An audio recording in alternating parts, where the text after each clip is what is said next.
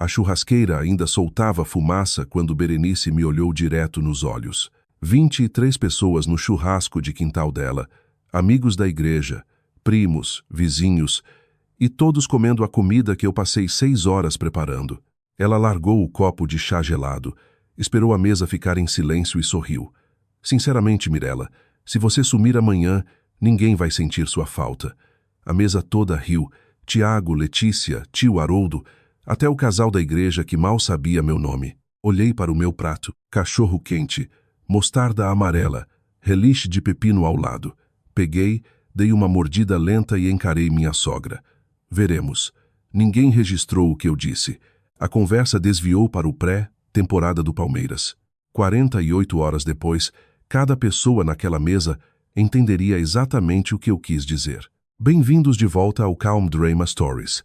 Eu sou Mirella, 32 anos, e por 3 anos fui a mulher que segurava a família do meu marido unida, enquanto eles me tratavam como se eu não existisse. Esta é a história de como eu sumi e o que aconteceu quando eles perceberam que eu era a única coisa que os mantinha de pé. Se você já foi a pessoa invisível na mesa da própria família, deixe um comentário abaixo e não esqueça de se inscrever.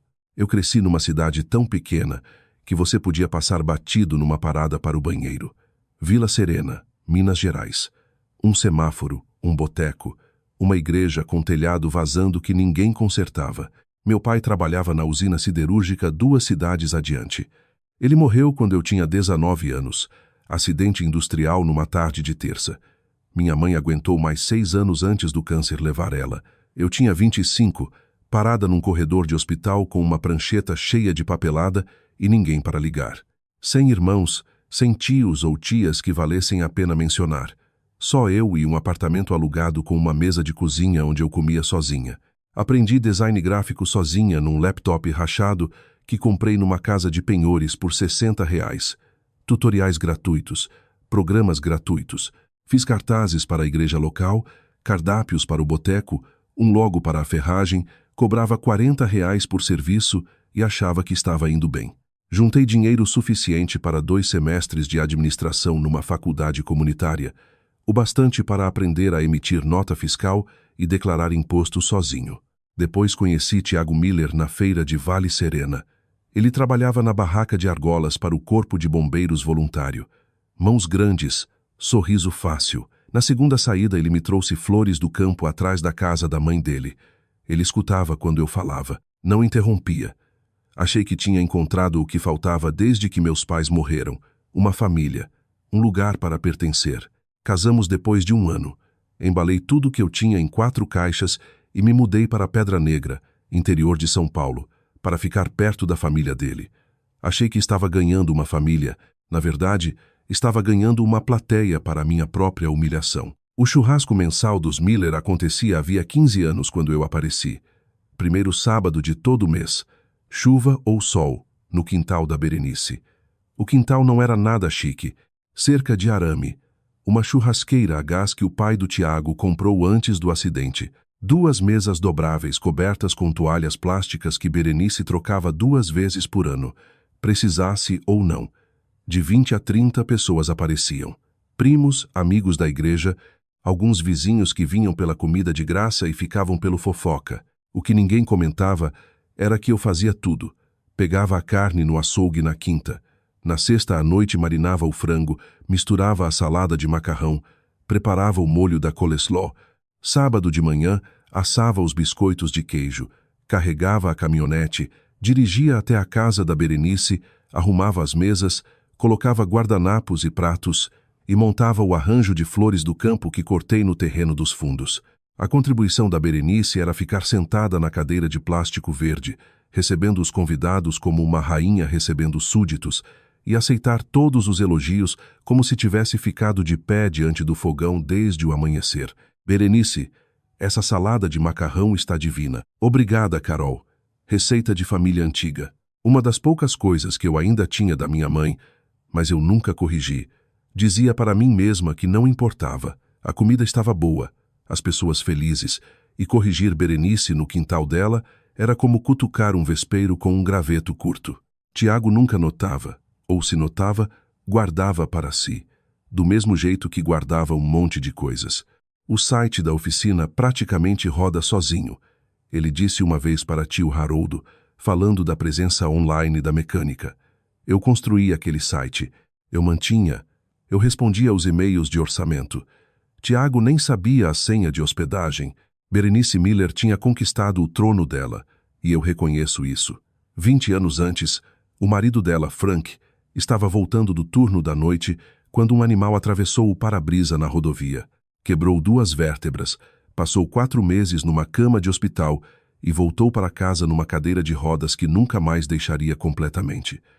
Tiago tinha 14 anos, Letícia tinha 8, Berenice tinha uma hipoteca, 2 filhos, um marido deficiente e diploma do ensino médio. Abriu uma creche em casa no mês seguinte. Por 14 anos, criou filhos dos outros na sala de estar para manter as luzes acesas na própria casa. Cozinhava, limpava, trocava fraldas, preenchia formulários de imposto e mantinha aquela família respirando quando tudo dava motivo para parar. Aposentou 3 anos antes de eu casar com Tiago e merecia cada minuto de descanso. O problema não era o que Berenice tinha feito. O problema era o que Berenice não conseguia parar de ser.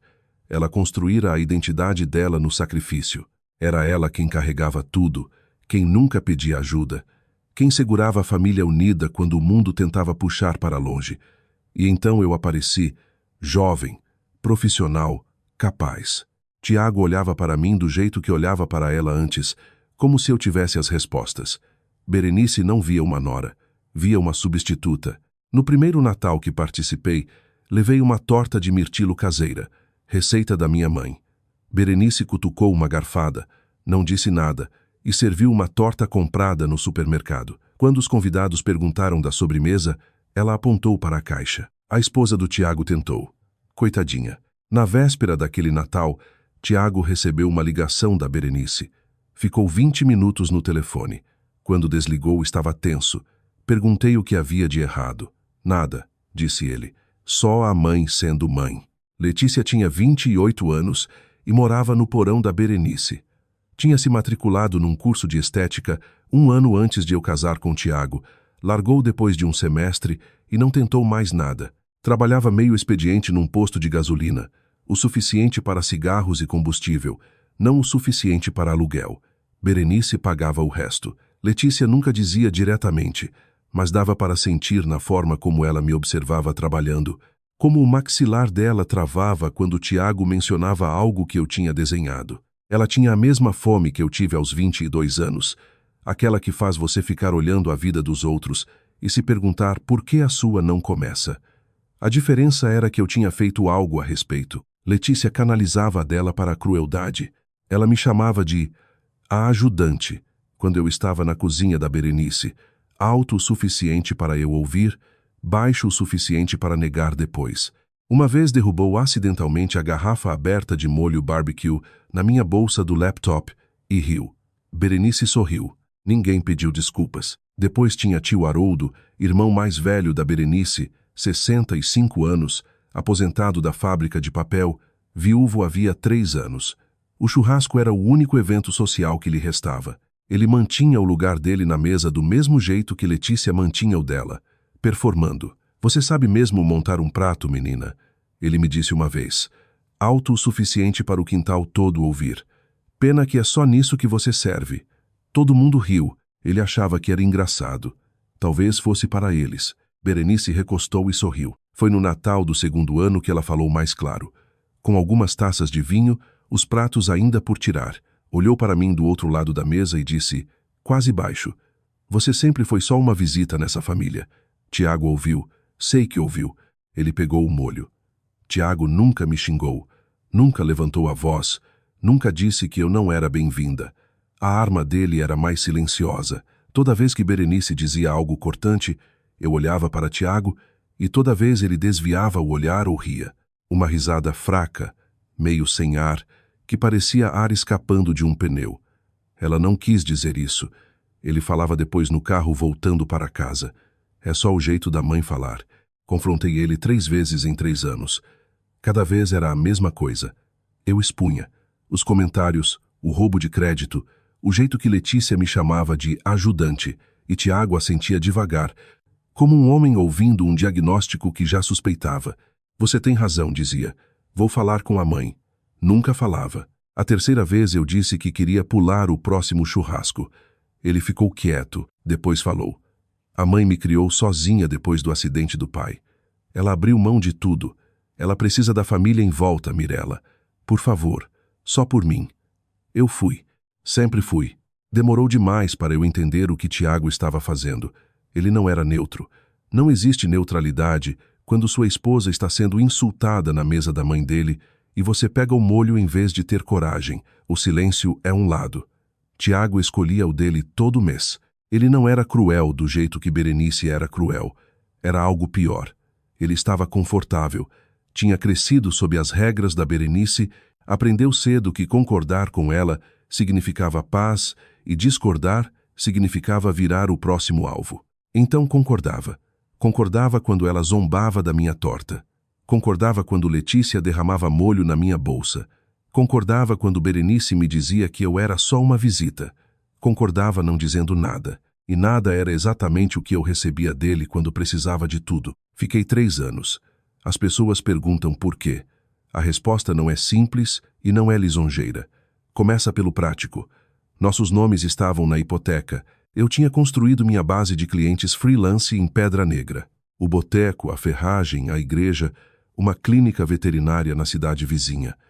Minha rede social era a comunidade da igreja e sair significava deixar para trás as únicas pessoas que me cumprimentavam no supermercado. Depois tinha a coisa que eu não conseguia dizer em voz alta. Meus pais estavam mortos. Meus avós estavam mortos. Não tinha irmãos. Nenhum primo com quem falava desde os 12 anos. Os Miller, disfuncionais, desdenhosos, às vezes abertamente hostis, eram a única família que me restava. Sair significava caminhar para o nada. E admito outra coisa. Excesso de responsabilidade era meu ponto cego. Eu gerenciava a logística do churrasco porque ninguém mais faria. Fazia a contabilidade da oficina porque Tiago não conseguia manter uma planilha direito. Ajudei Letícia a formatar currículo 2 vezes. Dirigi tio Haroldo para consultas no cardiologista quando Berenice disse que estava ocupada demais. Dizia para mim mesma que eu era necessária e isso parecia perto o suficiente de ser querida. Mas eu não era burra. 3 meses depois do casamento, abri uma conta poupança só no meu nome em outro banco. Depositava R$100 toda semana e não contava para Tiago. Até o churrasco de julho, aquele do cachorro-quente, eu tinha R$70 mil naquela conta. Também tinha pesquisado aluguéis em Curitiba 3 vezes. Sabia o valor médio do aluguel de um estúdio. Sabia quais bairros tinham os melhores cafés e gráficas e pequenas galerias. Estava construindo um plano de saída do mesmo jeito que construía tudo. Quieta, competente, sozinha. O que eu não tinha era um motivo afiado o suficiente para puxar o gatilho. Então Berenice me deu o churrasco de julho. Comecei a preparar às 7 da manhã. Marinei o frango na noite anterior, misturei a salada de macarrão de memória, receita da minha avó, aquela que Berenice reivindicava como dela. Assei 2 formas de biscoitos de queijo. Carreguei tudo na caçamba da caminhonete, dirigi até a casa da Berenice, arrumei as mesas, prendi as toalhas contra o vento e montei os arranjos de vidro enquanto Berenice observava da cadeira de jardim com um copo de chá gelado. Você deixou um pedaço sujo naquela mesa, ela disse. Eu limpei. 23 pessoas apareceram. O frango saiu da churrasqueira perfeito. A salada de macarrão acabou em 30 minutos. Tio Haroldo encheu o prato 3 vezes.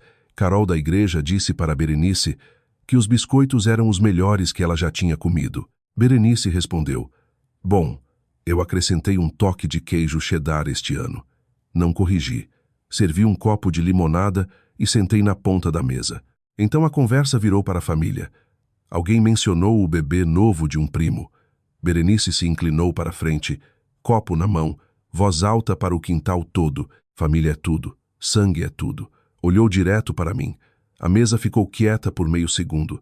Aquele silêncio específico quando todo mundo sabe que algo vai cair. Sinceramente, Mirella, se você sumir amanhã, ninguém vai sentir sua falta. A risada veio de todo lado. Tiago, curta e sem ar. Letícia, alta e afiada. Tio Haroldo, grave e rolando, como se estivesse esperando o final a tarde toda. vizinhos, primos, até o casal da igreja que tinha acabado de comer meus biscoitos. Olhei para o meu prato. Cachorro quente, mostarda, relish.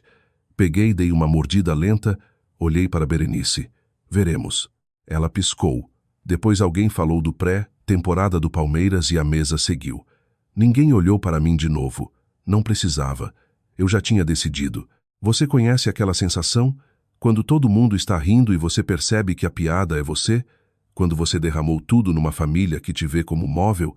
Se você já sentou numa mesa onde fez toda a comida, mas não recebeu nenhum crédito, deixe um comentário abaixo. Me diga que não sou a única. E se ainda não se inscreveu, aperte o botão. Porque o que eu fiz em seguida, eles nunca viram chegar. Voltamos para casa em silêncio. Tiago ligou o rádio, estação de sertanejo, algo sobre churrasco e uma menina. Ele cantarolou junto. Às 10 da noite estava dormindo no sofá com o controle remoto no peito e uma cerveja ficando choca na mesinha. Fiquei parada na porta da cozinha e observei ele respirar. 3 anos. 3 anos de... Ela não quis dizer isso. 3 anos de crédito da salada de macarrão e molho barbecue na minha bolsa do laptop e ser chamada de visita numa família que eu estava alimentando, sustentando e segurando com as 2 mãos. Me movi quieta. Uma mala, laptop, carregadores, passaporte, certidão de nascimento, o extrato da poupança, uma semana de roupas, a foto emoldurada da minha mãe na mesinha de cabeceira, aquela em que ela ri de algo que meu pai disse, cabeça jogada para trás, mão no braço dele. Deixei a aliança de casamento na bancada da cozinha ao lado do saleiro. Não escrevi bilhete. Não havia mais nada para explicar a alguém que passou 3 anos sem escutar. Às 2 da manhã saí da garagem com os faróis apagados até chegar na estrada principal. No posto da rodovia, estacionei sob as luzes fluorescentes e bloqueei todos os números dos Miller no celular. Tiago, Berenice, Letícia, tio Haroldo, todo primo, todo contato da igreja que tinha rido naquela mesa. Depois me olhei no retrovisor, olhos secos, maxilar firme. Falei em voz alta só para ouvir. Veremos. A estrada para o sul estava vazia. Coloquei o rádio em algo sem letra e dirigi até Pedra Negra, virar só um nome numa placa que eu já tinha passado. O motel na saída de Campinas cheirava a limpador de carpete e cigarro de outra pessoa. Sentei na beira da cama às 6 da manhã com a mala fechada e o laptop no colo e o peso inteiro do que eu tinha feito caiu em mim como um saco de pedras. Sem família, sem marido, sem sogros que tivessem ligado para saber de mim. Embora o último fosse mais alívio do que perda, tinha uma mala, um laptop e uma poupança que daria para 3 meses se eu não fizesse nenhuma bobagem. Chorei. Choro feio, doído. O tipo que não fazia desde o corredor do hospital onde assinei sozinha a papelada de alta da minha mãe para cuidados paliativos. Mas não estava chorando pela Berenice. Chorava pela minha mãe. Pelo fato de que ela teria me segurado pelos ombros no primeiro ano e dito: filha, pega essa caminhonete e dirige. Ela teria razão. Eu devia ter escutado o fantasma dela antes. Quando o choro parou, lavei o rosto, abri o laptop e fui trabalhar. Poupança, 70 mil reais. O suficiente para a entrada e primeiro mês de aluguel mais 3 meses de despesas se comesse simples e não comprasse nada desnecessário. Pesquisei aluguéis em Curitiba, as mesmas listagens que tinha olhado 3 vezes antes. Tinha um estúdio em cima de uma gráfica na Rua das Flores, disponível imediatamente. R$ 700 por mês, contas inclusas. Mandei e-mail para o proprietário. Depois abri o site do Tribunal de São Paulo e protocolei a petição de divórcio consensual, sem filhos, sem empresa em comum. O formulário levou 40 minutos. Meu primeiro e-mail freelance chegou às 8h15. Um cliente habitual de Pedra Negra precisava de revisão de logo para o cardápio de outono. Terminei em 2 horas, emiti nota de R$ 375 e fechei o laptop, ainda trabalhando, ainda de pé. 2 semanas depois eu estava parada num estúdio na Rua das Flores, em Curitiba, segurando uma caneca de café com nada mais no cômodo além de uma mesa dobrável, uma cadeira de brechó e uma vista das montanhas do Paraná pela janela que realmente abria. O espaço tinha 120 metros quadrados. Cheirava a tinta e papel velho da gráfica de baixo.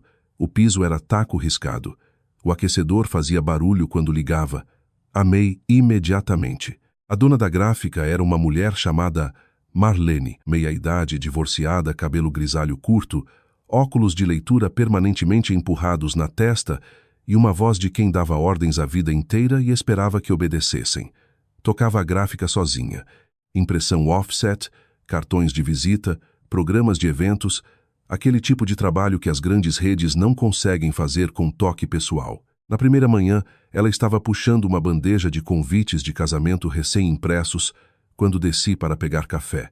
Me olhou de cima a baixo, olheiras de mala, camisa amassada, laptop agarrado como bote salva-vidas. Bom dia, disse ela. Você é a nova inquilina? Sim, senhora. Marlene. Você toma café? Sim, senhora. Foi isso.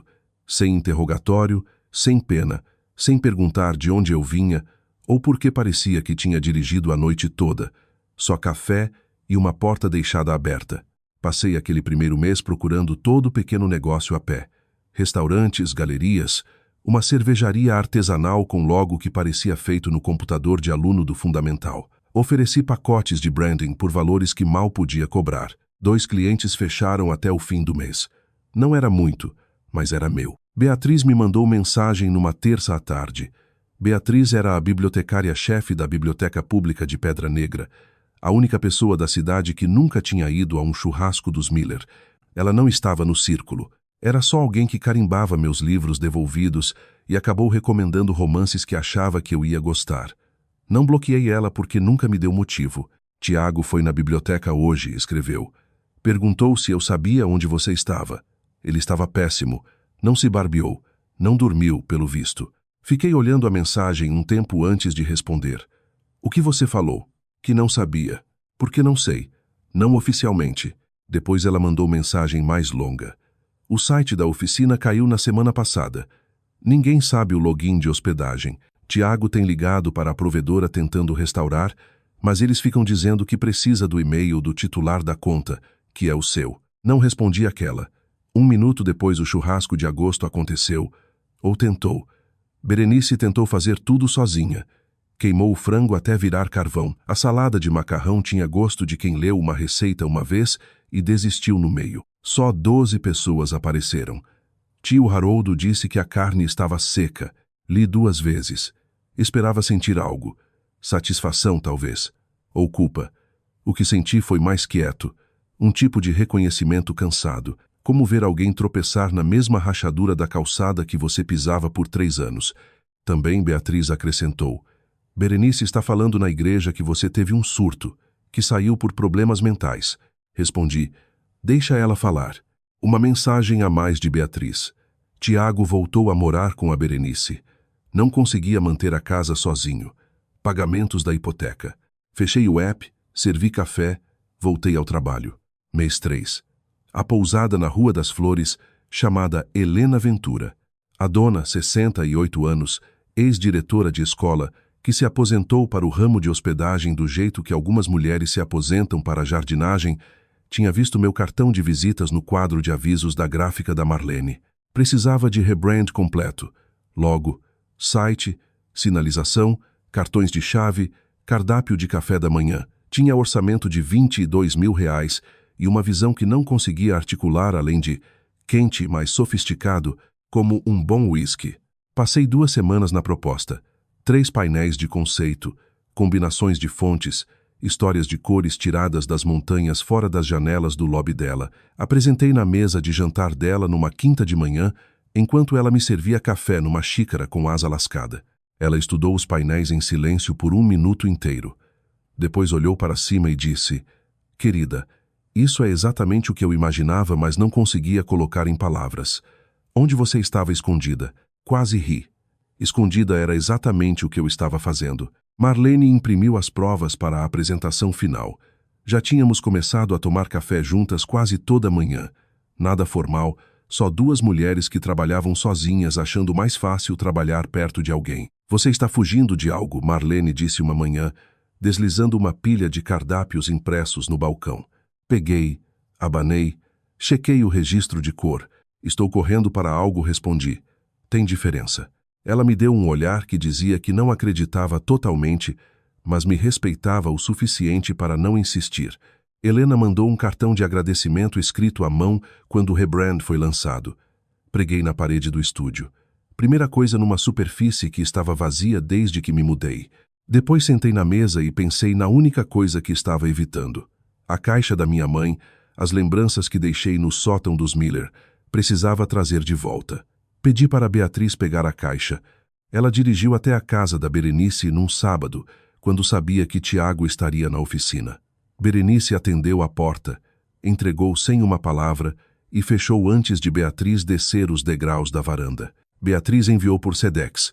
Chegou numa quarta. Sentei no chão do estúdio com a caixa entre os joelhos e abri a fita devagar, do jeito que você abre algo quando já sabe que pode doer. As coisas da minha mãe, os últimos pedaços físicos de uma mulher que me amou sem condições e morreu antes que eu pudesse retribuir completamente.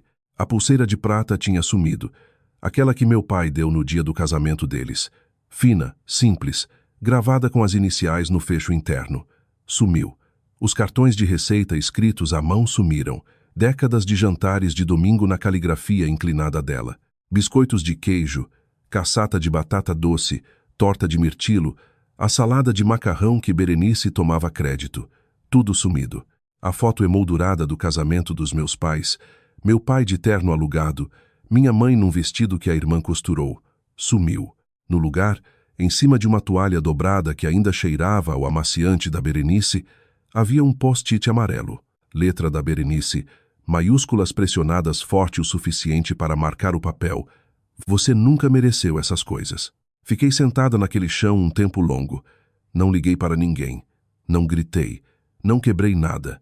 Peguei o post-it, levei para a mesa, guardei na gaveta de cima. Caso eu precise lembrar algum dia por que saí, falei para ninguém. A pulseira, as receitas, a foto tinham sumido. Berenice tinha pegado para me machucar, e conseguiu. Mas também me deu algo que não pretendia. Me deu certeza, eu não estava mais fugindo, eu tinha ido embora. Helena Ventura me indicou para o Conselho de Artes do Paraná. O diretor, um homem chamado Arthur Mendes, meia-idade, gravatas borboleta. O tipo de educação que vem de realmente se importar com as pessoas em vez de performar. Precisava de designer para a gala anual de outono. Convites, programas, sinalização do local, gráficos para redes sociais, identidade visual completa para o evento. O contrato era de R$40 mil, mais do que eu tinha ganhado em qualquer mês da carreira. Apresentei como se minha vida dependesse disso, porque de certa forma dependia. Arthur ligou 2 dias depois. Senhorita Mirella, disse ele, eu tinha começado a usar o nome de solteira profissionalmente. Gostaríamos de seguir com sua proposta. O comitê foi unânime. Desliguei, sentei na cadeira e pressionei as palmas das mãos na mesa até pararem de tremer. Naquela semana assinei contrato de um estúdio de verdade, uma pequena loja a 2 quarteirões da gráfica da Marlene, 150 metros quadrados com vitrine de vidro e porta que trancava. Pintei as paredes de branco quente, pendurei impressões do meu portfólio e pedi uma placa para a vitrine. Mirella Design. Marlene ajudou a instalar. Deu um passo para trás, inclinou a cabeça e leu em voz alta. Mirella Design. Temum som bom. É o nome da minha mãe, eu disse. Pareceu certo. Ela me entregou uma garrafa de espumante barata com rolha de plástico e bebemos em canecas de café na calçada enquanto o sol se punha atrás das montanhas. Pela primeira vez em mais tempo do que conseguia medir, senti que estava num lugar moldado ao meu redor, em vez de contra mim. O nome da minha mãe na vitrine, meu trabalho nas paredes, minhas mãos firmes. As atualizações de Beatriz chegavam como despachos de um colapso em câmera lenta. O site da oficina ainda estava fora do ar 4 meses depois que eu saí. Tiago contratou um freelancer de um site online. R$10 mil por um template que caía toda vez que alguém tentava agendar. 3 clientes habituais levaram os carros para a rede em Campinas. Berenice tentou restaurar o churrasco de setembro ao antigo esplendor. Passou o dia todo cozinhando, comprou o frango, marinou do jeito que me viu fazer, ou achou que tinha. 8 pessoas apareceram. A salada de macarrão estava empapada. Os biscoitos estavam secos. Letícia trouxe coleslaw comprada e Berenice disse que era preguiça e elas discutiram na cozinha alto o suficiente para tio Haroldo ouvir do quintal. Haroldo sentou na cadeira de jardim e disse para Tiago: "Você precisa trazer sua mulher de volta antes que essa família toda desmorone." Tiago olhou para o prato. "Ela não atende minhas ligações, então dirige até lá. Eu não sei onde ela está." Aquela parte ainda era verdade. Beatriz não tinha contado para ninguém onde eu estava e eu não deixei rastro. Os papéis do divórcio chegaram na casa da Berenice por carta registrada no início de outubro. A lei paulista exigia a entrega no último endereço conhecido. Tiago teve que assinar. Segundo Beatriz, ele sentou na varanda da frente por 1 hora segurando o envelope. Depois entrou e ligou para Beatriz do telefone da cozinha, enquanto Berenice observava do corredor. "Ela realmente protocolou", disse ele. Beatriz me contou que a voz dele falhou na palavra protocolou. Li a mensagem, fechei o celular e voltei a projetar a prova do convite da gala. A borda era um verde montanha profundo. Gostei de como ficou contra o papel creme. A ligação veio de um número que eu não reconhecia. Atendi porque esperava retorno de um fornecedor de impressão. "Mirela." "Oi, é a Letícia." A voz me acertou como água fria. "Letícia." "Mirela", eu disse. Plana, neutra, nada que ela pudesse usar. "Escuta, eu sei que as coisas ficaram estranhas, mas a gente sente mesmo sua falta no churrasco. Tiago está um caco. A mãe não dorme. Está difícil para todo mundo." Deixei o silêncio se alongar. "A Berenice está pedindo desculpas?" Letícia pausou. "Pedir desculpas pelo quê?" "Foi brincadeira, Mirela. Todo mundo riu. Você que transformou numa coisa grande. Então não temos o que discutir." Desliguei e bloqueei o número antes de largar o telefone. 17 minutos depois, chegou uma mensagem de outro número. "Letícia de novo. Você está destruindo essa família. Tiago está bebendo. A mãe não dorme. O tio Haroldo com pressão nas alturas. Tá feliz agora? É isso que você queria?" Li 2 vezes. Tirei print. Depois print da informação de contato e horário. Bloqueei aquele também. Outra mensagem 3 minutos depois. Terceiro número. "Espero que você saiba que vai se arrepender. Você acha que é melhor que a gente? Você não é ninguém. Sempre foi ninguém." Print. Bloqueio. Abri uma pasta no laptop chamada Não Responder. Tinha criado na semana que saí.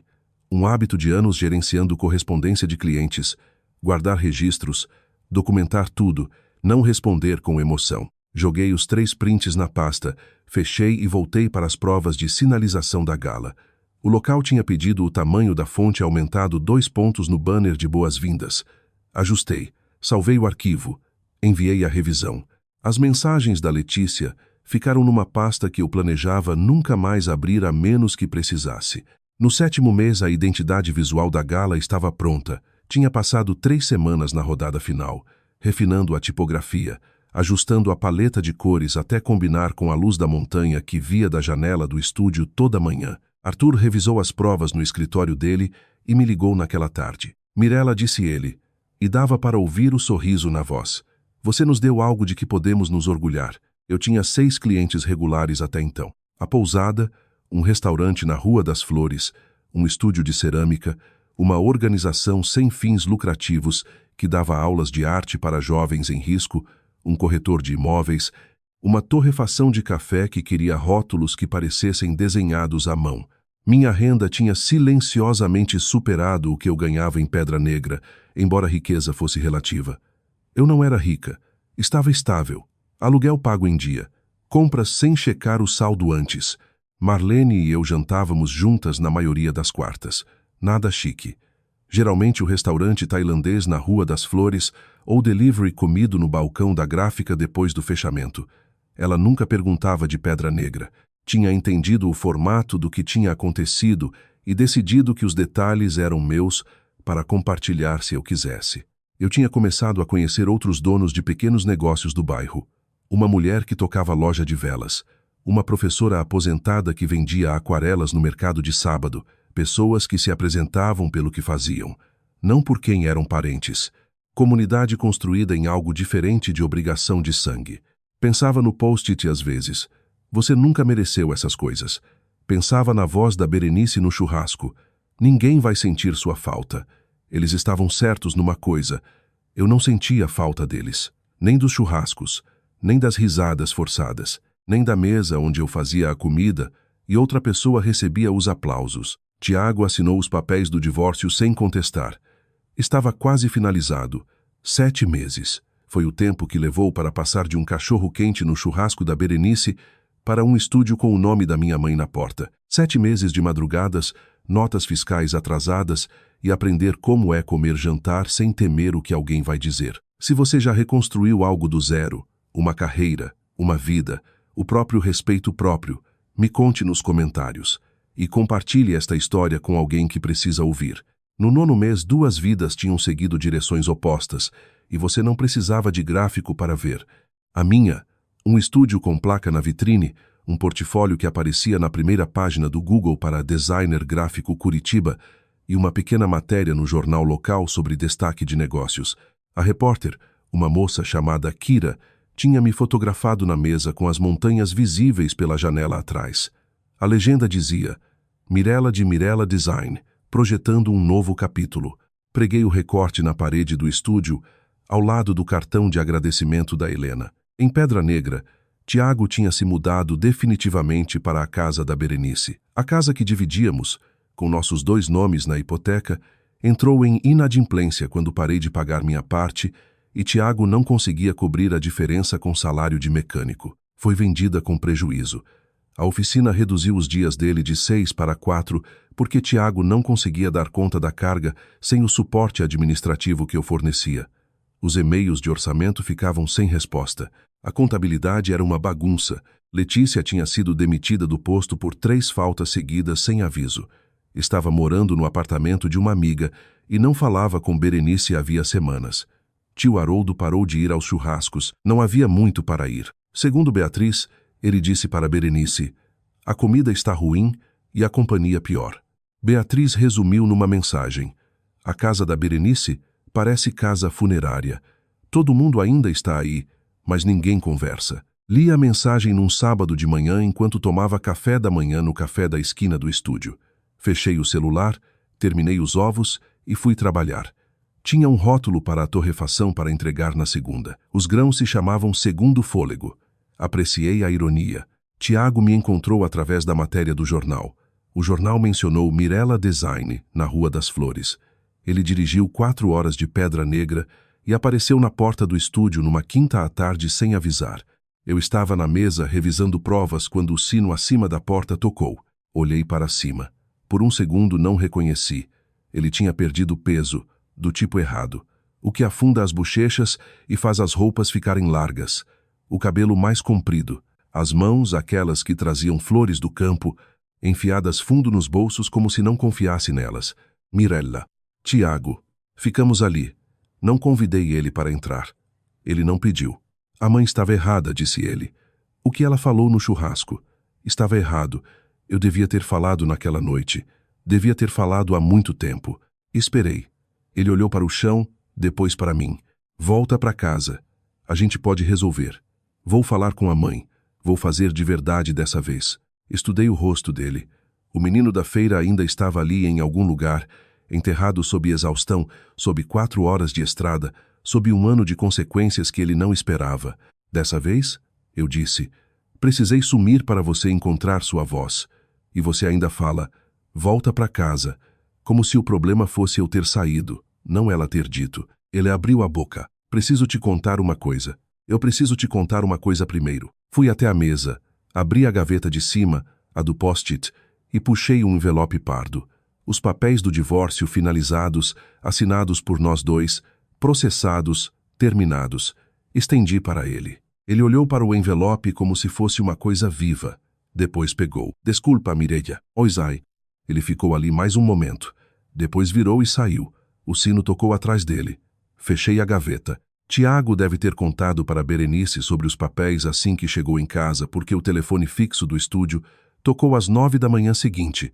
Um número que eu não reconhecia. Berenice tinha descoberto o telefone comercial que eu listava publicamente para clientes. Deixei cair na caixa postal. A mensagem tinha 3 minutos.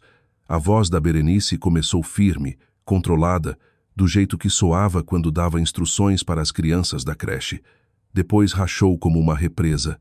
Você acha que pode simplesmente sair? Fugir da minha família? Do meu filho? Acha que agora é alguém porque tem uma lojinha numa cidade que ninguém ouviu falar? Deixa eu te dizer uma coisa, Mirella. Você sempre foi só uma visita nessa família. Nunca foi uma de nós. Nunca ia ser uma de nós. E o Tiago está melhor sem você arrastando ele para baixo com seu hobby de freelance triste e sua mãe morta triste. A mensagem cortou. Limite da caixa postal. Sentei na cadeira e escutei o silêncio que veio depois. Toquei de novo uma vez. Não para me machucar. Tinha passado desse limite meses antes. Toquei para ouvir a coisa que Berenice não conseguia ouvir na própria voz. Pânico. A matriarca estava perdendo o controle, e quanto mais apertava, mais escapava pelos dedos. Salvei a mensagem, joguei na pasta não responder. Não liguei de volta. A frase ficou comigo, porém. Você sempre foi só uma visita nessa família. Ela tinha dito no Natal do segundo ano também. Disse de novo agora, gritando numa máquina. Mesmas palavras, mesma mulher. Mas estava errada numa coisa. Visitas não lavam a louça. Visitas não preparam a comida. Visitas não gerenciam a contabilidade. E visitas, quando já aguentaram o suficiente, têm todo o direito de ir embora. A verdade sobre os Miller não veio à tona porque eu contei meu lado. Veio porque eu não precisei. Pedra Negra era cidade pequena. As pessoas notam as coisas. Notaram que os churrascos foram de 25 convidados para 8 para nenhum. Notaram que Tiago parecia ter envelhecido 5 anos em um. Notaram que Berenice parou de voluntariar na quermesse da igreja e na festa de Natal. Eventos que ela comandava havia uma década. E notaram que a pessoa que sempre ficava nos bastidores de todo o encontro dos Miller, arrumando mesas, carregando bandejas, limpando depois, tinha sumido. Carol e outra amiga da igreja, 2 mulheres que sentaram na mesa da Berenice e comeram minha salada de macarrão por anos, procuraram Beatriz separadamente. Gostaríamos de falar com a Mirella, Carol disse. Vimos como a Berenice tratava ela. Devíamos ter dito algo. Não dissemos. E temos vergonha disso. Beatriz passou os números. Não liguei imediatamente. Uma semana depois mandei mensagem simples para Carol. Obrigada. Isso significa mais do que você imagina. Ela respondeu. Estamos orando por você, querida. E paramos de ir aos churrascos da Berenice. Não parecia certo depois que admitimos o que vimos acontecer. A reputação dos Miller não desmoronou num único momento. Não teve cena dramática, nem acerto de contas público. Foi mais quieto que isso. A erosão lenta e irreversível de uma fundação que rachava havia anos. Menos gente na igreja falava com Berenice depois dos cultos. Menos vizinhos levavam comida quando tio Haroldo foi para o hospital. A narrativa que Berenice contava a Mirella teve um surto. Mirella abandonou a gente. Coitado do Tiago começou a perder força quanto mais as pessoas comparavam com o que tinham visto com os próprios olhos. Eu não orquestrei nada disso. Verdade não precisa de campanha quando a evidência ficou em exposição por 3 anos. Letícia e Berenice finalmente viraram uma contra a outra. Era inevitável. 2 pessoas que se uniram por um alvo em comum não têm muito sobrando quando o alvo se retira do alcance. Beatriz ouviu os detalhes de uma caixa do mercado que morava na rua da Berenice. Letícia estava ficando no quarto que Tiago e eu usávamos.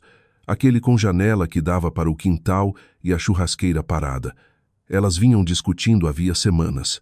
Letícia queria usar a cozinha para um negócio de marmita que viu no TikTok. Berenice disse que a cozinha dela não era refeitório. Escalou daí. Isso é culpa, sua Letícia gritou na última briga. Você afastou ela. Você expulsou a única pessoa que mantinha essa família funcionando. E agora tudo está desmoronando. E você fica aí na cadeira agindo como se ainda mandasse em alguma coisa. A resposta da Berenice, segundo a vizinha. Não ouse me culpar. Eu segurei essa família unida por 20 anos. Você segurou fazendo todo mundo ter medo de você, Letícia disse.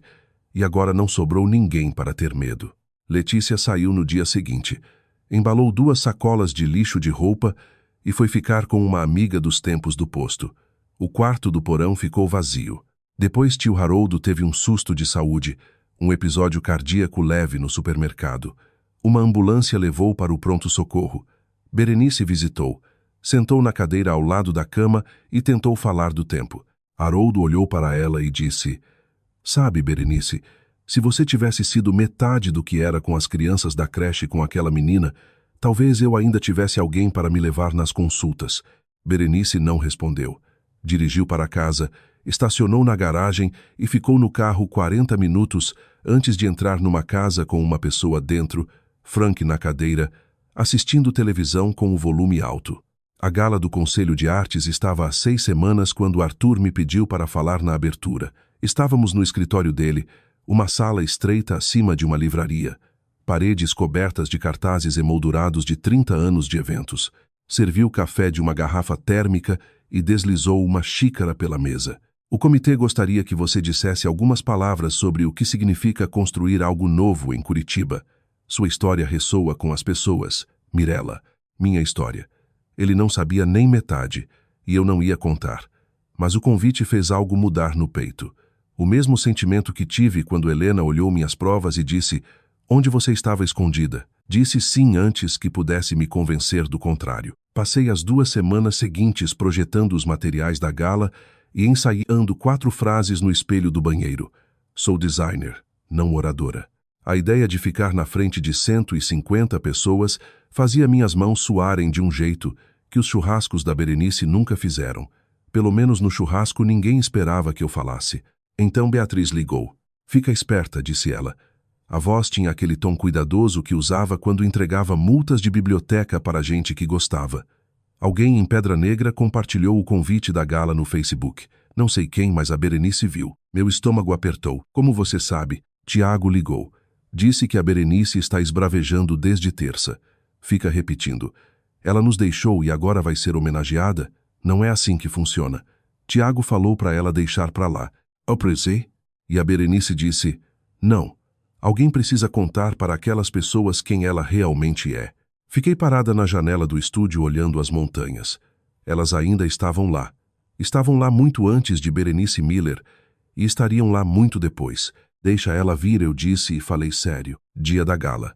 Me vesti no estúdio porque parecia certo sair do lugar que construí. Um vestido azul marinho, simples, bem cortado, a melhor peça que eu tinha. Comprei numa loja vintage na Rua das Flores por R$160. Marlene passou com uma caixinha de veludo. Dentro havia um broche de prata em forma de flor de ipê. "Era da minha avó", disse ela. "Ela usava em todo evento que importava. Quero que você use hoje à noite." Prendi no vestido e fiquei na frente do espelho do banheiro.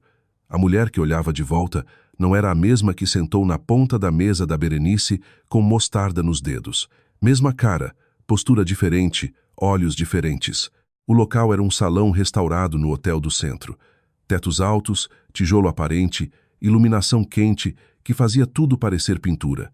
150 convidados, artistas, donos de negócio, vereadores, diretores de galeria, gente que fazia coisas e gente que financiava o fazer. Meu trabalho estava em todo lugar. O design do convite em cavaletes na entrada, os programas abertos nas mesas de coquetel, o banner de boas-vindas acima do palco e a tipografia que refinei por 3 semanas. Meu nome no programa: Identidade Visual por Mirella Design, Mirella. Toquei o Broaibais, Espicuva. Enquanto isso, e eu soube disso depois por Beatriz, que ouviu de Tiago, Berenice Miller estava na rodovia seguindo para Curitiba. Tiago dirigia. Não queria vir. Berenice ficou na porta da frente com a bolsa e o vestido de domingo e disse: "Ela não vai ficar na frente de uma sala cheia de estranhos se fazendo de vítima. Dirige." Tiago disse: "Mãe, isso é uma péssima ideia." Berenice disse: "Dirige." Letícia mandou mensagem para Tiago naquela tarde: "Me deixa fora disso." Menina esperta. Primeira coisa esperta que fazia em um tempo. 1 ano atrás eu estava no quintal da Berenice com mostarda nos dedos, ouvindo uma mesa cheia de gente rir da ideia de eu desaparecer. Agora estou num salão com meu nome em todas as paredes. E a mulher que disse que ninguém sentiria minha falta, dirigiu 4 horas para me encontrar. Engraçado como as coisas funcionam. Fica comigo porque o que aconteceu em seguida é o motivo de eu estar contando esta história. A gala abriu às 7. Fiquei perto da entrada cumprimentando pessoas com quem trabalhei. Helena num vestido verde, o dono da torrefação num blazer que claramente não usava sempre, a dona do estúdio de cerâmica com argila ainda debaixo das unhas. Marlene circulava com uma taça de vinho e uma câmera tirando fotos da sinalização, dos convidados e dos programas como Mãe Orgulhosa em apresentação da escola. Arthur subiu no microfone às 7h30. A sala silenciou. Boa noite. Obrigado a todos por estarem aqui para celebrar as artes na nossa comunidade. Falou alguns minutos sobre a missão do Conselho, os editais que financiaram, os artistas que apoiaram. Depois disse: a identidade visual deste ano foi criada por alguém que se mudou para Curitiba há menos de um ano e já se tornou parte vital da nossa comunidade criativa. O trabalho dela está em todo lugar que você olha esta noite. E se você não notou, é porque está tão bem feito que parece que sempre esteve aqui. Por favor, recebam Mirella de Mirella Design. O aplauso foi quente e imediato. Caminhei até o microfone em pernas que pareciam pertencer a alguém mais confiante. Mantive curto. Um ano atrás alguém me disse que eu era esquecível, que se eu desaparecesse ninguém notaria. Tomei como convite. Algumas pessoas riram, do tipo bom de rir, do tipo que diz que estão com você. Eu desapareci e construí isso, não porque precisava provar que eles estavam errados, mas porque precisava provar para mim mesma que estava certa. Obrigada, Curitiba, por ser o lugar onde me permitiram existir em voz alta. O aplauso foi mais alto dessa vez. Marlene deu um grito do fundo da sala. Helena secou os olhos com um guardanapo de coquetel. Dei um passo para trás do microfone e expirei. Então vi eles. No fundo do salão, perto das portas duplas, Berenice no vestido de domingo, Tiago numa camisa social amassada, parados bem quietos, olhando direto para mim. Berenice varreu a sala do jeito que um general examina um campo de batalha. Os olhos dela foram do banner de boas-vindas para os cavaletes, para os programas nas mesas de coquetel, para os convidados nas roupas de noite. Olhou para a sinalização, minhas linhas limpas, minhas cores quentes, meu nome no canto inferior de cada peça, e o maxilar dela travou. Isso não era o que ela tinha vindo buscar. Esperava me encontrar lutando, tocando um café, morando num quarto alugado. Esperava encontrar a versão de mim que construiu na cabeça dela, frágil, desesperada, esperando ser resgatada da própria decisão ruim. Em vez disso, encontrou um salão, 150 pessoas, uma ovação de pé, meu nome nas paredes. Ela começou a andar na minha direção. Tiago segurou o braço dela. Mãe, não. Ela se soltou sem olhar para ele. Me desculpei da conversa que estava tendo com um dono de galeria sobre uma possível comissão. Observei Berenice do outro lado do salão. A multidão não abriu caminho para ela. Simplesmente não notou. Ela não era ninguém ali. Chegou perto de mim junto ao bar de coquetéis. O bartender estava servindo vinho para alguém. A sala ainda zumbia com a energia pós-discurso. Ninguém prestava atenção em nós ainda. Você acha que pode simplesmente sair da minha família? Berenice disse, voz baixa e controlada. E virar tipo uma celebridade? Mantive a voz no mesmo nível. Eu não saí da sua família, Berenice. Saí do jeito que sua família me tratava. Tratamos você como família. Você me disse que ninguém sentiria minha falta na sua própria mesa de jantar na frente de 23 pessoas. Os lábios dela se apertaram. Uma mulher na mesa ao lado olhou, depois outra. O ar ao nosso redor começava a mudar. A voz da Berenice subiu, não gradualmente, como um interruptor acionado. Foi brincadeira, disse ela, alto o suficiente para cortar as conversas mais próximas. Todo mundo riu. Você não aguentou uma brincadeira e agora destruiu a vida do meu filho. Cabeças viraram. O murmúrio morreu para fora de onde estávamos como pedra jogada em água parada. 150 pessoas num salão restaurado, e cada uma olhando para a mulher no vestido de igreja, que gritava com a designer cujo nome estava nos programas delas. Seu filho é adulto, eu disse. Nivelada, uniforme. A mesma voz que usava em chamadas de cliente quando uma revisão não saía. A vida dele é responsabilidade dele. Você abandonou ele, a voz da Berenice rachou. Você quebrou esta família. Tudo estava bem antes de você decidir que era boa demais para nós. Tudo estava bem para você, Berenice. Não para mim. Ela deu um passo à frente. O dedo subiu apontando para meu peito. Sua ingrata, depois de tudo que eu. A voz dela quebrou. Não mais de raiva, mas de algo por baixo. Algo que por uma fração de segundo pareceu o rosto de uma mulher que passou 20 anos segurando uma família unida e não entendia por que estava desmoronando sem a nora que ela afastou. Então Arthur estava ali, calmo, firme, a mão levantada suavemente entre nós. Senhora, Vou ter que pedir para baixar a voz. Este é um evento privado. Berenice virou para ele. Não me diga o que fazer. Esta mulher abandonou minha família. Deixou meu filho. Ela. Arthur não levantou a voz. Não precisava. A sala estava perfeitamente silenciosa. Cada pessoa que conhecia aquele ano, cada cliente, cada vizinho, cada amigo, observava uma mulher gritando e uma designer quieta paradas a 1 metro de distância. Mantive a voz baixa. Berenice, você disse algo no seu churrasco 1 ano atrás. Disse, se você sumir amanhã, ninguém vai sentir sua falta. Lembra disso? Ela abriu a boca. Nada saiu. Eu sumi e você dirigiu 4 horas para me encontrar. Entrou num salão cheio de gente que sabe meu nome e começou a gritar. Pausei. Parece que alguém sentiu minha falta afinal. O silêncio segurou. Depois alguém perto da frente bateu palma. Devagar, deliberado. Outro se juntou. Uma onda constante de aplausos se espalhou pelo salão. Berenice olhou ao redor para os rostos, solidários, chocados, com pena. E pela primeira vez desde que eu a conhecia, não tinha o que dizer. A matriarca, a controladora, parada num salão de estranhos que a viam claramente. Uma mulher que dirigiu 4 horas para derrubar a pessoa que acabara de agradecer a uma cidade por deixá-la existir. E o post-it que você deixou na caixa da minha mãe, eu disse, você nunca mereceu essas coisas. Guardei, não porque ainda dói, porque me lembra exatamente com quem eu estava vivendo. O queixo dela tremeu. Eu não sei do que você está. Sabe?